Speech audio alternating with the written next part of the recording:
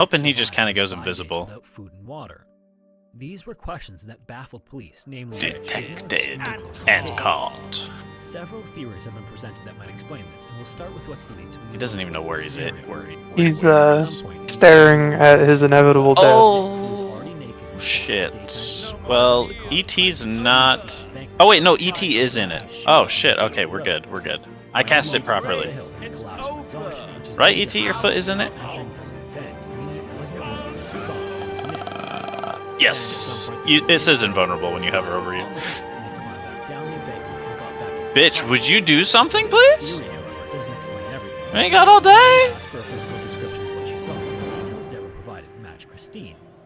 But obviously, it would have been impossible for Kirky, what are you doing? Because she had been dead for 5 days at that point. It's loading. It doesn't know what to do. It's thinking. It knows that it's about to get blown into non-existence. Following the discovery of the car, Rich was initially unwavering in his belief that there was no way a 3-year-old, weakened by 5 days without food or water, could have climbed to the top of the embankment. But if we have to, we can reload, and then Red, he'll just have to blow up the barrels. I mean, yeah, but you and Minthara won't be in it. Oh, that's fine. We don't have to live. Obviously, many people found this to be a strange reversal after he was so insistent that it was impossible. Also, if Nick did in fact climb the embankment, people yeah, because I have a bonus action, which is well, I had my Dread Ambusher as well, but I have my the deputies who initially responded to the call with the naked woman on the road did not report seeing a shoe. Oh, what is it? This also all but rules out the possibility that the shoe somehow multi-attack, I believe. All of these questions lead us to a second theory, and for the record, this is a far more outlandish theory that people have put forward that I typically wouldn't include, but felt was interesting, if not else. It's been suggested that the woman Deborah saw that night was indeed Christine, but it was a spiritual manifestation of her. In other words, Deborah saw Christine's ghost. After he was rescued, Nick continued to insist that his mother took care of him during the ordeal, and had it not been for Deborah calling in to report seeing a naked woman on the road, Rich never would have had a hunch about searching the Bullion Bend area. If that never happened, Nick never would have been found in time to save his life. To this day, in interviews she did with reporters, Deborah said she believes that what she saw that night was in fact Christine's ghost, desperately trying to call attention to the area so that Nick could be saved. Whatever happened that night in June 1994, Nick would go on to make a full recovery. If you made it this far, thanks so much for watching. If you have a store suggestion, yeah, something just happened. Oh. Wait, you didn't reload? The stories all of you suggest, so thank you all so much for your suggestions. Anyways, thanks again, and hopefully I will see you in the next video. Yeah, I'm in a loading screen. Did it just crash? Game just crashed. Yeah. Oh. Interesting. Well, to be continued, I suppose. Emma and I are gonna run to High V, and then, because I was gonna do that after we killed Raphael, but now that the game's closed, we're just gonna run do that now. So I'll be back in like 20-30 minutes. Yeah, I'll probably just go get some food as well. Okay. Alrighty. Turned out to effectively die. Talk to you in a moment. Sony's Concord or anything. No, not that. But it's a game that died effectively like around a month after it had released. It was a game that launched in a completely dog-watered, terrible state. A game that had false advertising. Like you would see footage like this, you know, like actual cool-looking gameplay, you know, from the zombie MMO. You know, something from the banks of the Division, so to speak. And then, of course, you would actually, this would be the actual gameplay, right? Like, thanks to Angry Joe for taking the financial impact here and showing us, whoa, the game is not functioning properly, okay? So it was another actual fucking scam. And of course, if you don't recall, the company went completely under. It was just a giant shit show. Well, what if I told you they didn't learn? In fact, they're back with a plan for recovery. Now, I would rather drink my great-grandfather's colostomy bag before I would even consider purchasing a game from these scumbags again. But I'm a person that believes in second chances. So let's see what their plan looks like. So here you've got the fantastic page right now. So I'm gonna zoom out a little bit. So, you know, fantastic 2.0, 2.0, 2.0. Writing it over and over again doesn't inspire confidence. The plan for recovery, okay. So here are their principles, guys. Honesty, transparency, and professionalism. You know, as a company, when your one pillar of something that sets you apart is honesty, you're fucked up, okay? From now on, our development and marketing will be based on the principle of honesty. We commit to building trust within our community. You already squandered it, okay? Basically what they're saying is, guys, we're not going to be like Ubisoft or EA or like the other guys, okay? We're going to show you real footage this time. Okay, all right, fine. I mean, but the thing is, like I said, if honesty is something you have to advertise, that scares me, okay? No normal person or anyone would have to go, I'm an honest guy. Trust me, I'm honest, okay? I'm an honest company. I wouldn't scam you, except in the past, we were scammed. Transparency. We understand the mistakes and absence of past communications. It's been 9 months, okay? Babies are born in 9 months, all right? You have waited an entire human cycle to tell us you're finally gonna be honest about and transparent about what you're making? Okay. We commit to ensuring transparency in development and openly providing honest and comprehensive information. We'll engage with the community on our platforms, particularly Discord. We'll provide regular development progress. You know what? I'm just keep it $1.50. Star Citizen will come out before you guys make a functioning, transparent game. Yandere Dev has been very transparent, and you know what? I'll be the guy to say it. Yandere Simulator destroyed any fucking game you guys made. Okay, that was a fun game compared to any dog shit you guys produced. Goddamn. Professionalism. We are transitioning from a volunteer-driven approach to one firmly rooted in professionalism. Our objective is to gather industry professionals and specialists to improve our existing employees' skills. We will continuously raise all standards and practices. Okay, so this is like what any tech bro writes, okay? Now they give you a strategic objective, throughout 2024 and 2025. So strengthen that community engagement. Build the cult, okay? Because once you built the cult strong enough, they'll drink the Kool-Aid and buy whatever you make. Raise development standards. Basically, actually have a development standard, okay? Expand professionalism. Enhance brand identity. Ooh. See, that fourth point might be tougher than you expect. And then, of course, continuous improvements, okay? So we're just going to keep getting better. That's it. You see, all these goals, you know, they sound like a drug addict that comes up to me after failing and relapsing 6 times, telling me, no, Muda, things are going to change, okay? And look, I believe in second chances, but I've seen this spiel before and before and before, and I don't want to get too heavy into, like, personal stuff, but reading this kind of stuff just reminds me of somebody that's just telling you what they want to, or what you want, what they think you want to hear, right? So here's the brand rebuilding, and get this. The new brand, emboldened by its vibrant blue logo and bold geometric design, represents more than a visual update. Woo. Oh, this logo tells you about honesty and transparency?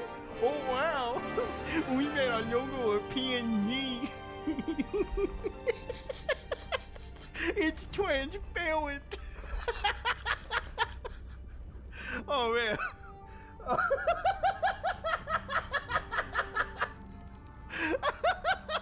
It's like they think we're fucking 5. Mission and vision. So their mission is to create games that will be loved for decades. Oh man. Oh, where is that? Where is that? Fuck, I'm trying to find. Our vision is to become one of the most loved game companies by creating fantastic, innovative. You ain't that guy, bro. You ain't that buddy. You ain't that pal. So that's effectively their plan. All right. So all right, that's a pretty good plan and cool. So how are they going to finance this brilliant avant-garde plan? Well, ladies and gentlemen, they've got a fucking Kickstarter. Yeah. Now, this Kickstarter, oh man, they've already got 2,960. You know what? Honestly, I feel like anybody that donated money to this should have their bank accounts frozen, alright? Because you're not financially responsible, clearly. But yeah, this is a Kickstarter for their new 4 to 8 player co-op game. Good luck trying to find another player here. Alright, goddamn. So, once you helped us create Fantastic through Kickstarter, today we need your support once again to bring Fantastic back. Oh my god! They're so transparent! So let's look at their reward tiers, okay? So $3, you get to support their return, and they'll give you a heartfelt thanks, okay? They're gonna give you one of these. Nice. They'll put you on their website, and you get an exclusive backer roll in their Discord. Cool. For $20, oh man, you get a digital copy of this dog shit game as well as everything. Factory bundle, you get 2 copies, one for you and one for your friend. If I found out a friend of mine spent money on this Kickstarter, they wouldn't be a friend anymore.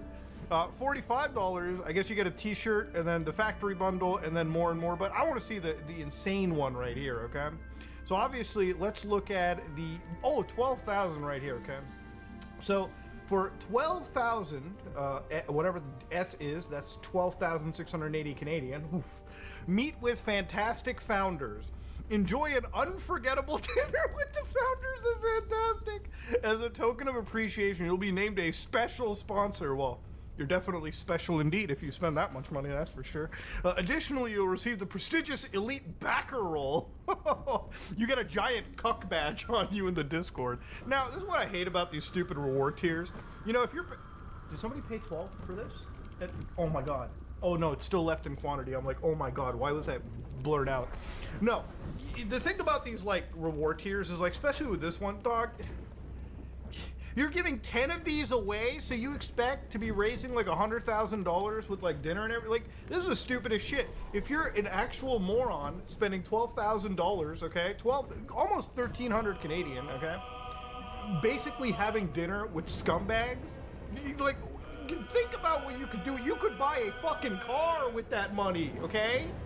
Okay, you could put a down payment on a home or an apartment or something, or a crack house or something. Okay, why would you have dinner with these losers? It doesn't make any sense. It just doesn't. Clearly, it's a joke tier, but yeah, I guarantee you, there's somebody in their offices who's like, oh man, please, some miracle of God happen, and someone stupid enough give us that much money. So okay, look, they're making a game. They've got one game that's unannounced. It's an innovative game in the prop hunt genre. Oh boy. Really blowing minds away. And then they've got another game, which is Escape Factory, which is escape from the deadliest factories in a world with a party of 4 to 8 players. Okay, so let's go to their Steam page here. And oh wow, look, it's an actual downloadable game. Escape from the deadliest factory. So it's got some gameplay, you know, it's got some screenshots, and it's got a demo? Oh boy, well, let's run this demo. I feel like we're about to run a virus investigations video, but well, let's hope for the best here. Oh boy, look at that logo. I feel very transparent looking at that. All right, here we go. Ooh, closing the audio a little bit. We have poured our hearts into creating our new demo and are thrilled to share it. We hope you have a great time playing it. To make our return and a full release of Escape Factory a reality, we need your help. Funding on Kickstarter. Okay, let's go to options. I have everything set to max high. Okay, let's have a good time. Play. Oh wow. Oh man. Oh wow, what a thriving game population here, Jesus Christ. Oh, there's a couple people playing in private? Why would you play the game in private? You barely have enough people to play with, you dumbasses. All right, I guess we'll just create a server here real quick. Aliens or something, and here it is. Map, Tinkertown, all right.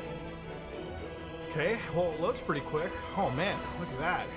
Feels like kind of like an Among Us style experience, wow. Can I just start the game? Oh, I need 4 people? That's not happening. So yeah, ladies and gentlemen, that was my experience with Escape Factory, and I know that there was a few people that were like, whoa, give this to Muda Horror Critical, they'll love it. I don't think any gaming channel on YouTube is going to even be able to play the game in Evoca, but, you know, the thoughts are appreciated, I guess. But what was this in response to on the internet? Well, apparently somebody decided to do some research. And I'm not validating this research because I can't confirm any of it, but apparently it appears that Escape Factory might be an asset flip again. Now, to give you an idea of what an asset flip is, I want you to think of something like Saudi Arabian Drift Car Simulator on PlayStation. You know, a game where clearly they've just bought or like downloaded free or paid assets off the internet and just Frankenstein them into a game so that you can effectively play. There's no care put into it. It's not like you get something like The Divine Frequency, which is a demo on Steam that I highly recommend you try. It's a horror game built off of the framework of the GZ Doom engine. And but let me just explain something here real quick. It is basically barely in GZ Doom name only. It is effectively a new game created, but it's a lot of heart, soul, and love put by a developer, unlike any of these scumbags who are allegedly selling you another asset flip. So the assets in this situation, when it comes to their networking code base, that apparently comes from Unity's like sample page over here. So if you just look through, this is like a sample of a game known as Boss Room, which is like learning, like it's a learning tutorial sample. So if you want to build multiplayer games similar to this, you can get this framework and get an understanding. That's what it's designed for, not for you to flip. Then again, they've got other things like the Cat Studio Lava map. So I haven't obviously played the game. I don't know what Tinkertown has to offer, but apparently this is a $45 map that apparently has been, you know, brought in. They've taken apparently this fantasy skybox, which again, it's an asset tool which you can use to generate, you know, those skyboxes that you see in a lot of these Unity video games. Now, going back to their stretch goals for this dog shit looking Escape Factory game, I mean, literally, they're talking about 20K funding being necessary to bring their return back, which, given the rate of how much money they're building, I don't think they might meet that. But look at, again, they want $50,000 for a Steam Deck version? Bro, my Steam Deck can run far more impressive games than this dog. What do you mean Steam Deck version? You just need to make sure you're matching resolutions or whatever. Like, this is, again, another thing that you read where they're providing you a goal that easily could have been done. Like, indie developers will just talk and communicate with Valve and build something attributing to the Steam Deck framework. Plenty of indie games are designed for the Steam Deck right out of the bat. It's not, literally you're talking about it, it's not a different console, it's just another PC. You just have to match prompts and whatnot, okay? And then, of course, they want $100,000 for the PS5 version. Oh boy, it's gonna have haptic triggers and everything too, some ray tracing. Maybe $250,000 for the PS5 Pro version, I guess. Free DLC for $150. Nintendo Switch comes at $200,000. Oh boy. Oh man. Kill me, I guess. Jesus. Look, at the end of the day, ladies and gentlemen, if you spend money on this, then you are by far supporting one of the most toxic people in video games, okay? These people are grifters. They are designed literally to come to our amazing, you know, world of gaming and just profit off of people by reselling asset flips, which are a huge problem on Steam anyways. Look, I've talked about a lot of shady things in video games. Look, I still think Star Citizen getting $700 million right now and crossing that level of funding, while in my opinion not having enough to show for it, is already an issue. But at least in that case, they are building a game. They are actually applying and building something that technologically should be revolutionary, if and when it ever comes out. You know, you've got tons of indie games like Shadows of Doubt that, in my opinion, give me tons more hours for literally the same, if not less of a cost than whatever these scumbags provide. And I'll even go as far as to say it, if you're going to spend MMO money, you might as well just go to the AAA guys, because these dudes have just proven to be even scummier than Ubisoft, EA, or really anybody else. And that is a seriously fucking impressive thing to do. But ladies and gentlemen, if you like what you saw, please like, comment, and subscribe. Dislike it if you dislike it not. We got a female body. Don't know if it's her or what, but we have a female body.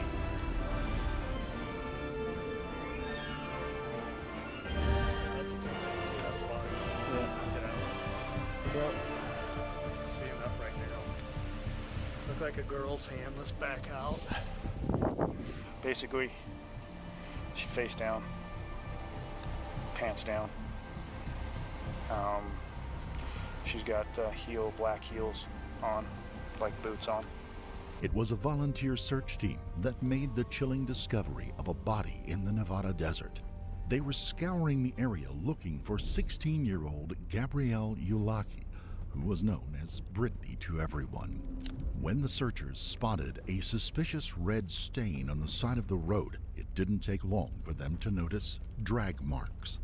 That led them right to the body lying among the sagebrush, partially wrapped in a blue tarp.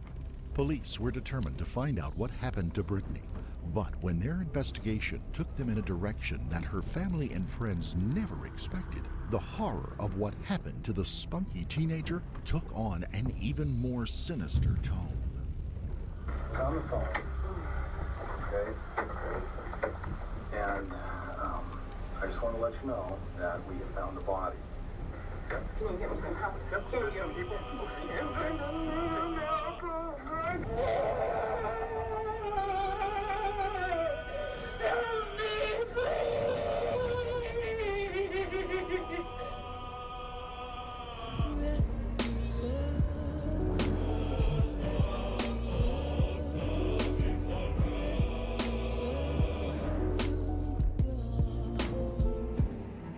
Before we begin, we would like to extend our deepest sympathies to the family and loved ones of the victim in this case, Brittany Ulacki. Brittany Ulacki was an outgoing teenager and an avid cowgirl. She loved horses, ranching, and rodeos. She lived in Elko County, Nevada, a small community located about 400 miles north of Las Vegas. Brittany had dreams for her future. She thought about joining the Navy to serve her country as a nurse or psychologist. She was also considering enrolling in cosmetology school to learn how to be a special effects makeup artist for the film industry. Tragically, those youthful aspirations were extinguished on March the 8th of 2020, just 3 months before Brittany's 17th birthday. That Sunday started out uneventfully for Brittany. She accompanied her father James to watch his band practice at the city of Elko, as she often did on the weekends. They covered classic heavy metal tunes, and when the practice was nearly over, Brittany became bored and restless. She called her 18-year-old friend, Bryce Dickey, to pick her up, leaving her father with the words, "I'll beat you home." She never made it there. Surveillance footage showed Brittany at Angel Park getting into Bryce's truck at 3:22 p.m. By 5 o'clock, James called Brittany's mother, Alicia, to ask if she had seen her. She hadn't. She wasn't answering her mom's calls either. Just a half hour later, her phone started going straight to voicemail. Like many teens, she was always tethered to her cell phone, so this was an immediate cause for concern from her parents. And as each hour ticked by, they grew increasingly frantic with worry. That night, her father called the police. The following day, Brittany's mother, Alicia, filed a missing juvenile report with the Elko County Sheriff's Office. She was supposed to be going home yesterday. She was in town with her dad. Okay. And she told him, "I'm gonna get a ride home with a friend. I'll beat you home." And he says, "You better beat me because I'll be there in an hour." She goes, "I'm going right home." Talking about coming here? Do you know her dad lives in South Fork? We're split up. Okay. And her friend that had her, I talked to him. He dropped her off at the high school down here. Okay. Son of a bitch. Some guy. One guy. I texted my brother a picture of the room that we set up for Raphael, and he was like, "Holy shit." I don't think he's beaten the game like 7 times. I don't think he's ever done something like that. Her phone's not on. Like, how do you not, you know? It's just way too fun. Has she ever did this before? Also, my fries literally just came out of the fryer at McDonald's because they burnt the fuck out of my tongue. Which is, yeah, that's what we like. None of her friends are best friends. Nobody can find her. Okay, so yesterday. Oh yeah. Have you guys tried to call any of her friends or? Everybody. Nobody's heard from her. No. Okay. Which is weird, because she's a social media freak. You know what I mean? She's always talking to people.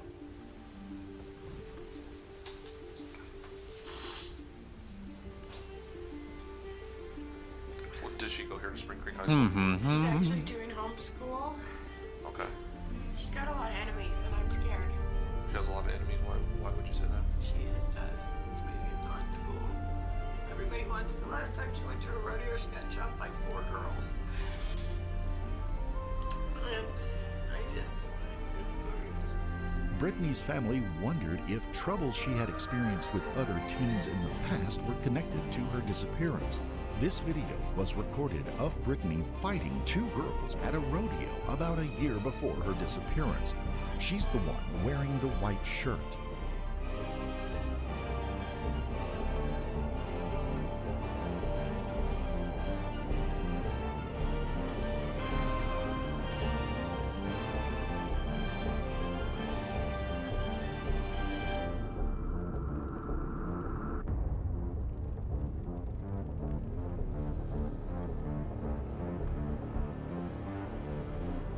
Brittany's parents told the police that she wasn't the kind of kid to run away or stop communicating, so her failure to respond set off alarm bells. When they started calling her circle of friends trying to track down someone who knew where she was, they learned that she wasn't answering any of them either. When you said that you've had some issues with your daughter just in the recent past, with her being 17 and stuff, has she ever broke curfew before, or never broke curfew? Just mouthy, you know, like 17-year-old stuff that makes you want to just go, ugh. Okay. You know what I mean? But never. Never stay out all night like this, never not show up whenever you tell her to be home. Yeah, whenever she does, she ends up just texting my dad some excuse. Like whenever she does. So yesterday when she left from town and said that she was going to be dad home, meaning she was going to come here, right? Do you have any idea why she would have, in the process of saying, well, I'll beat you home, and driving here, she decides to... I have no idea. I have no idea what she's doing, what she's thinking. I know she thinks she's invincible, but she's not. Bryce Dickey told the same story to everyone who asked about his last moments with Brittany.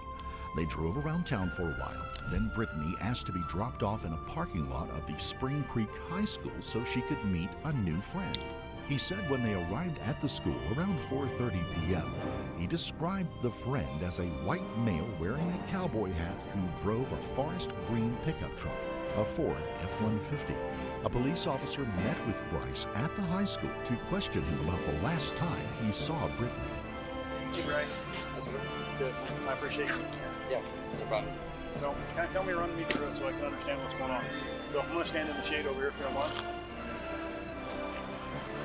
Alright, so... What's up?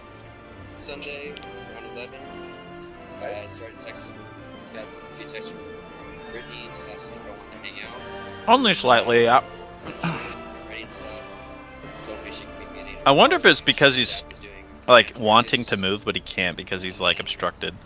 Went to town, called her when I got into town on 5th. Oh. And then picked her up at Angel Park. But my game was acting super weird, so I think, like, a couple things were going out. Asked what she wanted to do. Said she had no idea. Said, why don't we just go drive around to Spring Creek since we got more room over there. So we went back over the hill, just started chatting, talked about her finishing school,